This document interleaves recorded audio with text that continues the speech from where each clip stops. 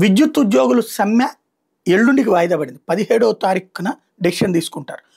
దానికి కారణమైనటువంటిది ఏంటంటే నరేంద్ర మోడీ గారి టూర్ జరుగుతోంది. ఈ టైంలో సమ్మె చేయడం కరెక్ట్ కాదన్నటువంటి ఉద్దేశంతో. వాస్తవంగా నిన్న అర్ధరాత్రి దాకా ఉద్యోగుల యాజమాన్యాల మధ్య చర్చలు జరిగినాయి. కాంట్రాక్ట్ కార్మికుల్ని సంస్థలో విలీనం చేయాలన్నటువంటి వీళ్ళ డిమాండ్. వాస్తవంగా చెప్పాలంటే వాళ్ళు అసలు ఉద్యోగుల కంటే కాంట్రాక్ట్ ఉద్యోగులు ఎక్కువ పనిచేస్తున్నారు.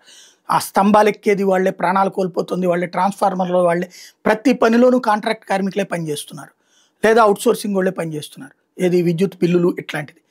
అసలు వాళ్ళకంటే వీళ్ళే కొసరోళ్ళు ఎక్కువ పనిచేస్తున్నారు. వీళ్ళని కలుపుకోవడానికి మాత్రం సంస్థ ఒప్పుకోవట్లేదు. అలాగే చంద్రబాబు గారు దానికి ఒప్పుకోవట్లేదంటూ స్టీరింగ్ కమిటీ చెప్పిందట ఉద్యోగులకి. మరోవైపున తాత్కాలికంగా దీని మీద ఏది విద్యుత్ సంస్థలో క్షేత్రస్థాయిలో పనిచేస్తున్న కాంట్రాక్ట్ ఉద్యోగులు సంస్థలు విలీనం చేయడానికి బాబు ఒప్పుకోలేదని చెప్పారన్నటువంటి ఉద్యోగ సంఘాలు చెప్తున్నారు. కాంట్రాక్ట్ అవుట్సోర్సింగ్ ఉద్యోగులకు ఇవ్వాల్సిన బకాయిల్ని కూడా 100% ఇవ్వడం కుదరదని 50% ఇవ్వడానికి ఆలోచిస్తామని కమిటీ చెప్పిందట. పాత పెన్షన్ విధానాన్ని అమలు చేయడం, జూనియర్ లైన్మెన్ గ్రేడ్ 2 ఎనర్జీ అసిస్టెంట్లకి విద్యుత్ సంస్థల్లో అమల్లో ఉన్న పాత సర్వీస్ నిబంధనలు వర్తింపజేయడం వంటి ప్రధాన డిమాండ్ల మీద మాత్రం చర్చల్లో ఏమాత్రం సానుకూలత రాలేదు.